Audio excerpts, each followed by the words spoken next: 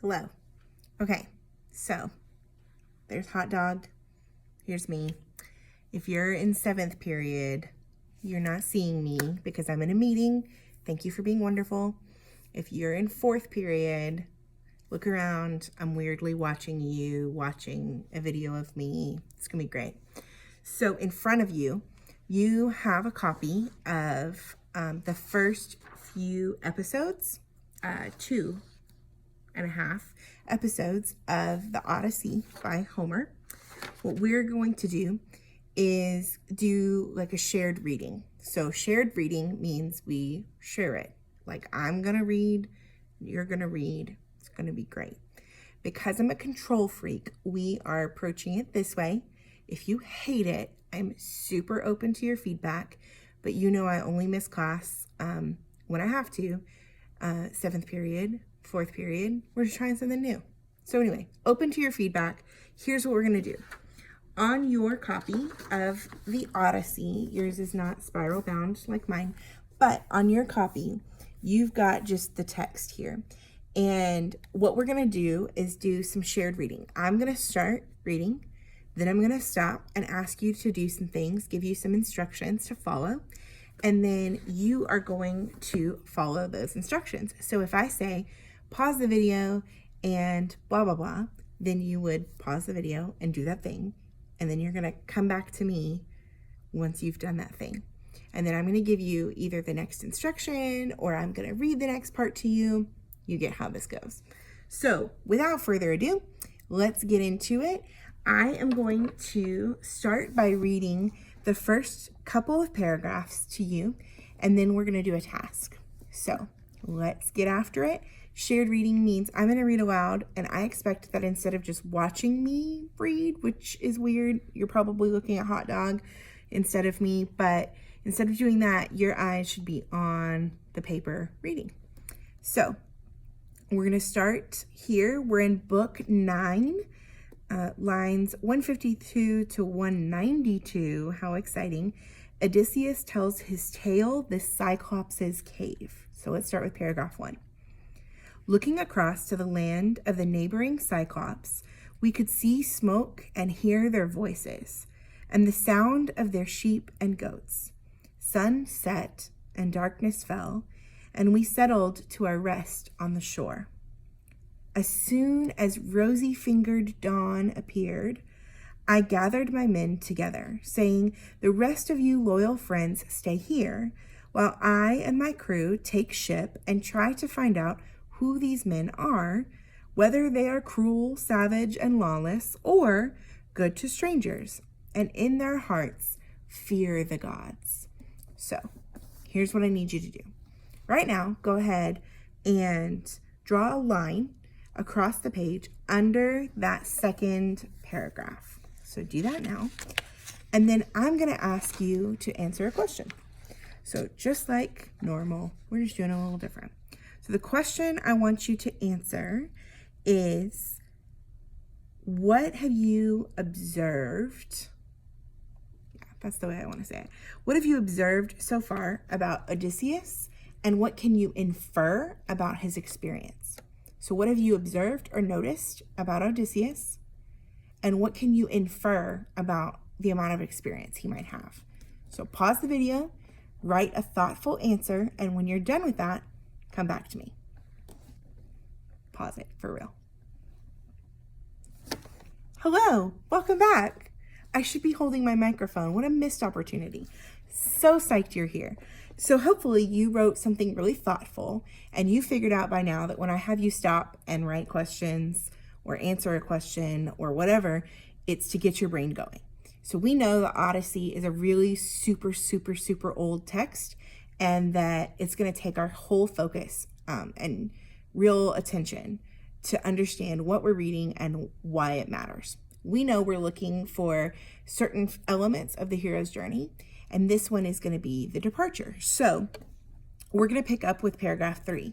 But the deal is, as I'm reading paragraph 3 to you, and I'm not going to read the whole thing. So if you're like, can she stop talking? The answer is yes. But I'm going to read paragraph 3 to you. As I do, what I want you to do is as you're hearing me read and you're reading along with me, I want you to pause the video when you have a question that pops up. It could be, why did Odysseus do that? It could be a prediction. It could be you need clarification. It could be you have a wondering. Whatever it is, that's how I want you to annotate as you read, both paragraph 3 as we keep going with me reading, and then as we go forward when you're reading it on your own. And so that's the deal. Pause this video you're watching to write down questions as we go. So let's pick up with paragraph 3. With this, I went aboard and ordered my crew to follow and loose the cables. They boarded swiftly and took their place on the benches, then sitting in their rows, struck the gray water with their oars. When we had reached the nearby shore, we saw a deep cave overhung with laurels at the cliff's edge. How am I doing? Great. Wonderful. Let's keep going. At the cliff's edge, close to the sea, large herds of sheep and goats were penned there at night, and round it was a raised yard walled by deep-set stones, tall pines, and high-crowned oaks. There a giant spent the night, one that grazed his herds far off, alone, and keeping clear of others, lived in lawless solitude. He was born a monster and a wonder, not like any ordinary human, but like some wooded peak of the high mountains that stands there isolated to our gaze. So draw another line for me here. Hopefully you paused a couple of places. If you didn't, if you were just listening and you saw the phone fall and it was a whole moment in time, I need you to pause now, go back in the video a little bit, or don't go back, but go back in your reading. And I know for sure there's at least one, if not two places there that might cause confusion. So write a question down in the margin, come up with a question.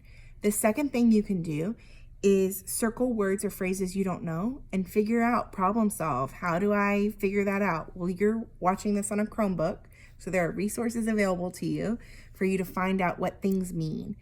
The other thing that I know that you guys are great at is creating images in your mind. And so if you were reading and you kind of lost track of like, where are they and why is it so descriptive? We know authors are using description for a purpose, that they're creating a certain image for us about the setting. It's going to lead to some information later. So those are things we need to be creating internally in our minds as we read. So pause, come up with questions, look up words and phrases you don't know. Go ahead and do that now. Okay, we're back. Here is the deal. If you look on your page, you see that book 9 continues, but the next episode we've skipped down, and it's titled Odysseus Tells His Tale, Polyphemus, that's probably wrong, Polyphemus returns. So we know that we need to diffuse words and phrases we don't understand, use context to figure them out. That's going to be super important.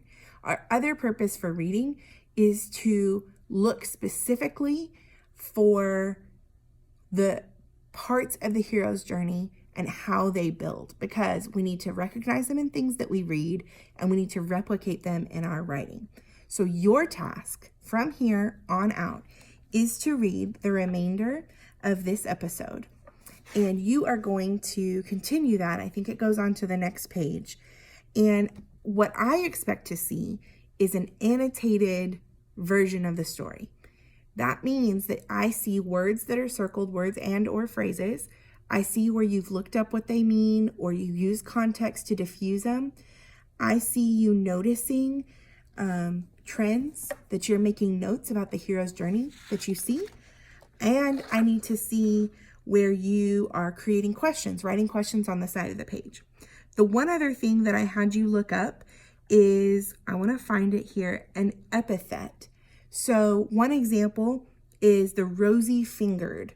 that was an epithet that the oral poets who used to perform this for people, because it was before there was a written language, would use rosy fingered to cue or to signal to everyone that it was talking about the dawn. But that was something that helped them. It was a mnemonic device for the performers to remember. So I want you looking for those as we read. So circle unknown words and phrases, diffuse them, use context, use the Google dictionary.com, whatever. You are creating questions to hopefully provide clarity, and you're looking for different epithets. So I just gave you one. I expect you to go back and find where it says rosy hue or rosy fingered, talking about the dawn. I want you to circle that, write epithet. So I want to see a marked up copy of the text. That is your job for the remainder of today. If you finish reading and annotating, don't worry, there's more. If there's time, I want you to open up the Google Doc that you created in class. For you, it will be yesterday. For me, it's today. And that you started drafting your hero's journey narrative on. Go ahead and open that up. I want you to keep working on that. The reason we're doing it digitally is because we can't lose it. So if you don't know where to go to find it, go to drive.google.com and click on recent, and it should pop up. So, love you, proud of you, make me proud, make yourself proud. I'm rooting for you. Okay, go forth and conquer. Bye.